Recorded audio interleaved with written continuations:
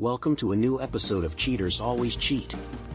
Like, subscribe, and share to stay connected. Hey, I'm Truck Smith. I'm about 5 feet 9 inches tall, and I'm 46 years old. I've been living in a small town in West Virginia with my wife Sharon for 12 years. We rent a small 3-bedroom house that also has a 2-car garage. I work as an engineer, and my boss Jim is always trying to control every little thing I do, even though he has no clue about my work. He constantly tries to tell me what to do and keeps track of all my working hours. It's pretty funny because he's the sales department manager, which is a bit of a joke. I'm on a salary, and I design surgical kits for hospitals. Sharon also works at the same place as me, but she's a production manager. Interestingly, she earns more than I do. Sometimes I feel like everyone takes advantage of me, and they don't really care about me or my feelings. Lately, I've had suspicions that my wife might be cheating on me. We used to have closeness about 3 or 4 times a week, nothing extraordinary, as Sharon isn't really into trying new things. But for the past year, she hasn't even given me a kiss. I know her family is helping her figure out how to get rid of me. We don't have any kids, so it's just the two of us. Her mom and sister are always hanging out together, either at our place or going to bars.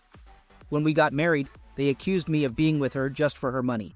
They made me sign a prenuptial agreement, which stated that if either of us cheats, we only leave with what we had before the marriage. But I've never even looked at another woman. I'm at a point where I'm about to patent some specialized surgical tools, and it's worth millions. When I initially shared the idea with the company I work for, they showed zero interest. They even sent me a memo warning me not to work on it during my work hours, threatening to fire me if I did. So, I started working on it at home in my basement. Then, about 2 months ago, I discovered surveillance cameras in my workspace. The only person who knew I was making progress was my wife. To be sure of what was happening, I bought some cheap cameras of my own. I have video evidence of her talking on the phone with my boss, Jim. I couldn't hear their entire conversation, but from what I gathered from her side, I found out that she and Jim have been having an affair for over a year, and they're planning to steal my ideas. I've caught my wife Sharon talking to her mom, Jean, and her sister Joan.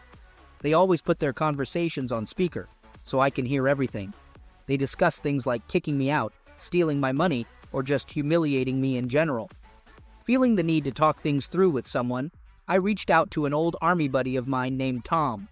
When we served together, we didn't do anything extraordinary. I operated heavy equipment while he worked as a mechanic, but I find it helpful to talk things out with him. I brought the recordings of their conversations to show him.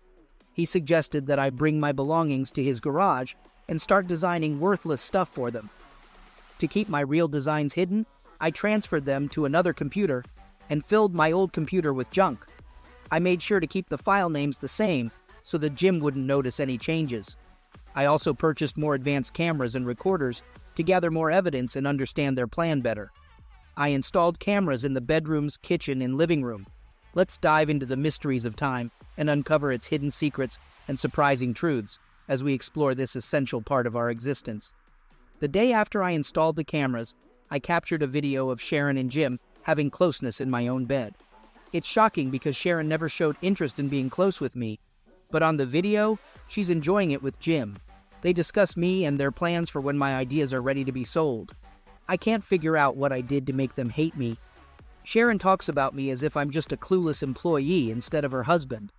It seems like she only values me for my ideas and for doing yard work. She has genuine contempt for me. I'm finished with my ideas, but I want them to believe that I won't be done until after I return from my 2-week camping vacation. Jim is undermining my work by telling the company owners that my ideas are worthless and causing financial loss to the company. His goal is to ensure the company cannot claim my work. Meanwhile, Jim is planning to go on a business trip where he intends to sell my ideas and make it seem like I'm worthless. In addition to his affair with Sharon, Jim is also involved with my sister-in-law Jean and mother-in-law Joan. Sharon even joins them, and it turns out they are all bi and enjoy the closeness. If it weren't for their hatred towards me, I would actually love to be a part of it. They treat me terribly. I got so aroused watching them that I had to masturbate. Joan always called me a pervert. My plan is to send videos of their activities to everyone in their church and family. It's ironic because Joan always insisted that I should go to church. I wonder how often she attends once this is all over. While Jim is away, Sharon suddenly decided she would allow me to be close with her. She was in the mood, and I would have obliged, but I declined, saying I wasn't feeling well. She then tried to recall the last time we were close, but she couldn't remember. She brought it up, and I reminded her that she's the one who didn't want it. I told her I would sleep in the spare bedroom so that I wouldn't get her sick. I don't care if the company I work for supports Jim more than me. Quitting wouldn't bother me.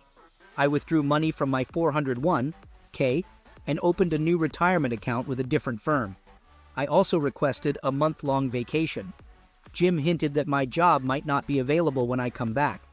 I informed him that I planned on going camping for a couple of weeks and that I had some personal matters to take care of.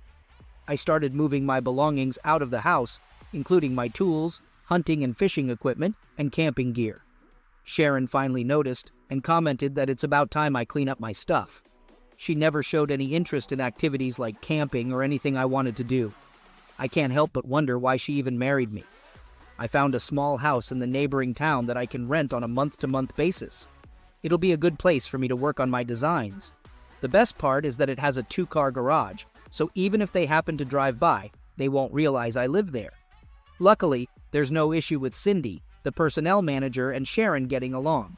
They won't discuss my 401k situation, which is a relief. Sharon and I have separate checking and savings accounts, and that was her idea in the first place. I own a 6-year-old 4x4 pickup truck, while she drives a brand new BMW. I've been the one paying all the household bills, such as phone, electricity, cable, and trash pickup. I've also been taking care of a credit card bill. What Sharon doesn't know is that I've transferred all the bills to be under her name. Last month, I stopped making the payments. My friend Tom suggested that I make a to-do list, outlining the tasks I need to accomplish. I made a checklist and started checking things off as I took care of them. I had already cleared out my closet and the dresser where I kept my clothes. Sharon had long ago stopped doing my laundry, and she wouldn't even consider helping with it. She acted like she was way better than me. I had informed her that I would be going camping for 2 weeks starting on Saturday, but she didn't seem to care. She mentioned that she, her mom, and her sister were planning to go to a bar. When I arrived home, she was just leaving. She didn't even notice that I didn't speak to her. I quickly gathered the rest of my belongings and made sure I had taken everything I wanted from the house. I disassembled the bed in the spare room and took the dresser and a few selected pictures. There wasn't much worth taking. I locked the door, got into my truck, and never looked back.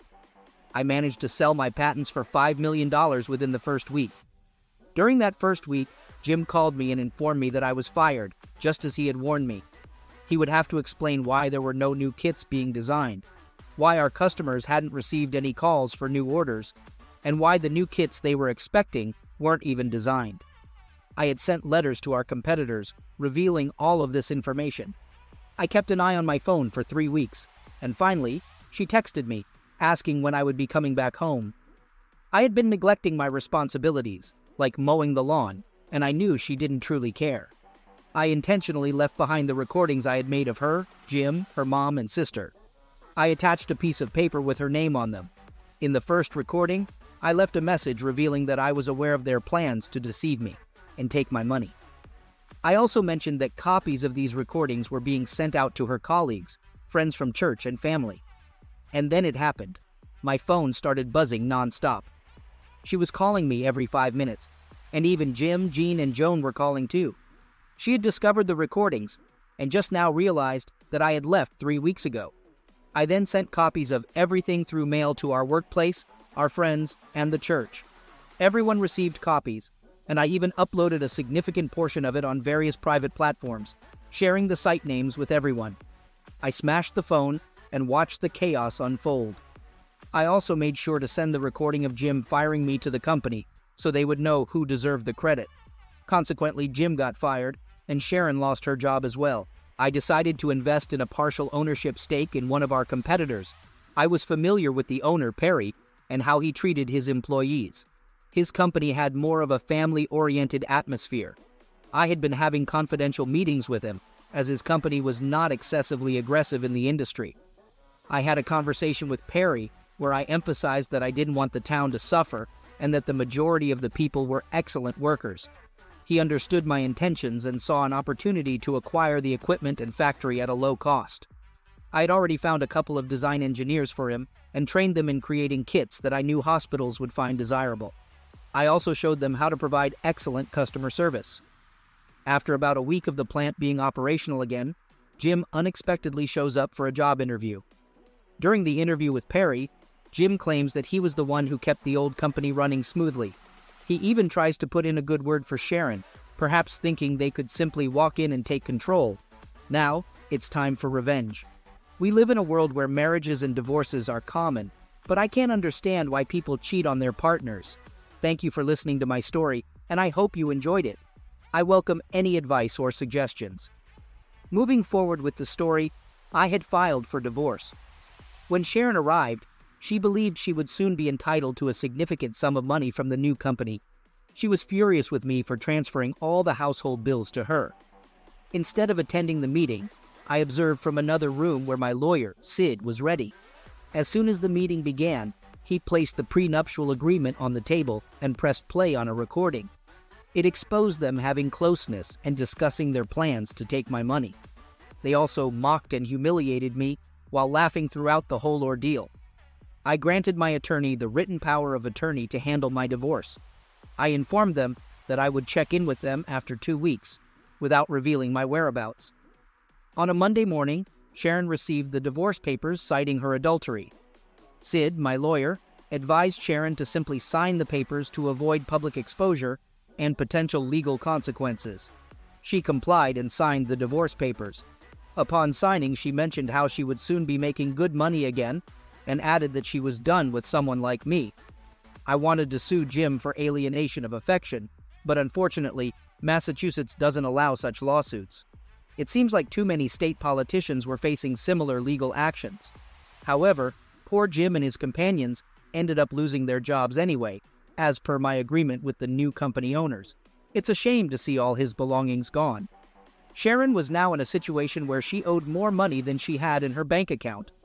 Creditors were after her, and her cars had been repossessed. The power and water services had been shut off as well. Both property taxes and mortgage payments were now overdue.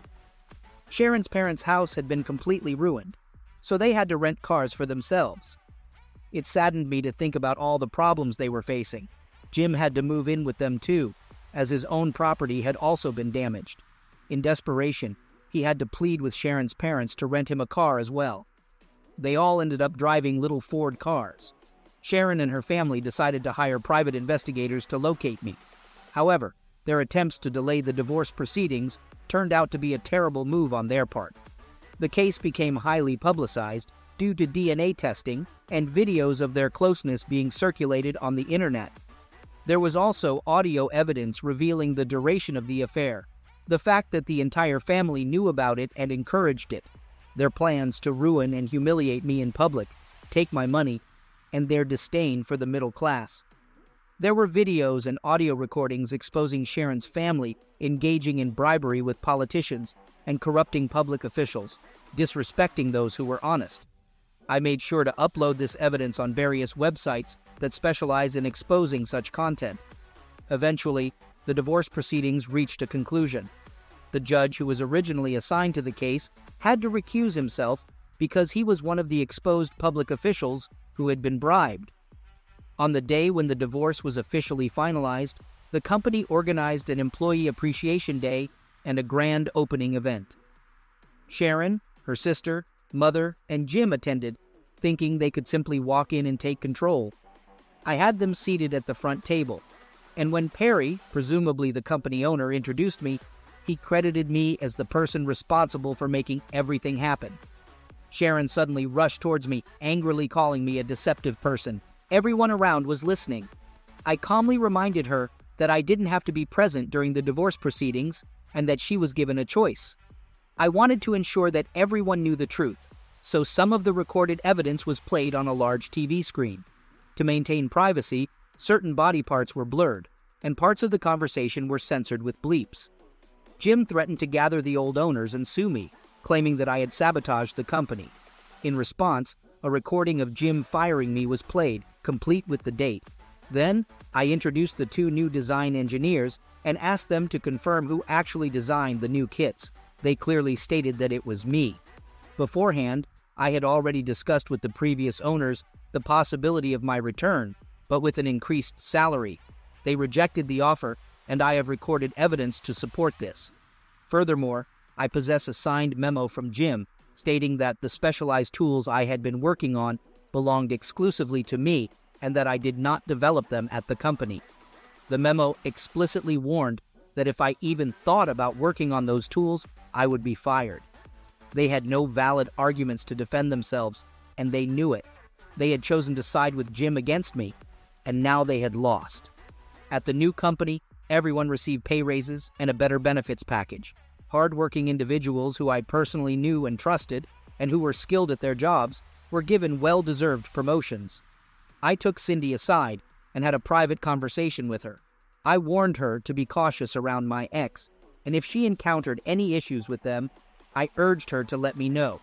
I reassured her that she could share anything with me without hesitation because I understood how manipulative they could be. I emphasized that there was nothing she could do to change my trust in her. I informed Cindy that she was now in charge of this division and expressed my confidence in her ability to handle the role. I encouraged her not to hesitate to ask any questions if needed. I assured her that I would check in on her occasionally to offer support. In the final part of the story, after a year had passed, somehow they managed to find me. People in town informed me that someone had been asking about my whereabouts. Additionally, I discovered from my wife's emails that they were aware of my location. Two guys landed on a pond near my property during the night. I was prepared for their arrival. I had installed video surveillance, so when they forcefully entered my home, I shot, aiming to hurt rather than end. They never expected it, but they were intending to harm me by entering my house. Someone had suggested using rock salt instead of steel in the tool, but that only works in the movies. After the incident, I inspected their plane and took what I needed. I then contacted the state police and informed them that two individuals had attempted to harm me, but that I had managed to apprehend them. The following morning, the state police arrived by air and arrested the culprits, securing the evidence that indicated their intentions. Initially, the two men claimed to the police that they were merely lost and had approached my property to ask for directions. However, the surveillance video clearly contradicted their statement, as did the evidence found in their plane. They spent weeks in the hospital receiving treatment for their injuries before being sent to jail. Eventually, they divulged to the police who had hired them and the purpose behind their actions. After all that had happened, I flew to Maryland to take care of some unfinished business. I went to a restaurant that I knew her family often visited. As they walked right past me, they didn't recognize me. I now have long gray hair, a beard, and I'm in better shape than before. I asked the waiter to send their table a bottle of champagne. Looking at them, it was evident that the whole family had aged about 20 years. They glanced at me, and after a few minutes, Sharon suddenly yelled out, "Oh my God, you son of a witch!" She had finally recognized me and proceeded to inform the rest of her family who I was. Sharon came rushing towards me, shouting that I had destroyed her family and hurling insults at me. Then her sister decided to call the police. The police arrived and took me into custody. I requested the waiter to contact my lawyer since I doubted the police would allow me to make the call myself. Luckily, my lawyer had planned ahead and ensured they had copies of the surveillance tapes. After reviewing the footage, the police released me. The tapes clearly showed me calmly sending the champagne to their table and engaging in a composed conversation with them. It demonstrated that I was merely defending myself. If it weren't for my lawyer's preparation and the presence of those surveillance camera recordings, I doubt the police would have let me go. It turns out they were friends of my mother-in-law. Sharon reached out to my hotel room and requested to have a conversation. We met in the hotel lobby, and I made sure that our interaction was being recorded. She asked me why I had done what I did to her and her family. I looked at her with surprise and calmly explained that I had discovered their plan against me and had taken action before they could harm me. I revealed that I had found out about her long-lasting affair with Jim. Then, I posed a question to her. Why did she marry me if she had such hatred towards me? I didn't mention that I had wired the entire house or that I had been spying on her. She had lost her job, house, and cars, while Jim had also lost his house and job. They had no choice but to move in with her parents. Her response was that it was nothing personal. She initially entered the relationship to distance herself from her family, and she admitted that she found it amusing to make me do things for her. She even mentioned that they took pleasure in the fact that I was getting involved after they did. Curious, I asked her why she didn't simply divorce me when she met Jim. She explained that at the time it was entertaining for her, and she believed that this way she could secure everything she desired. I then questioned her how well that plan was working out for her.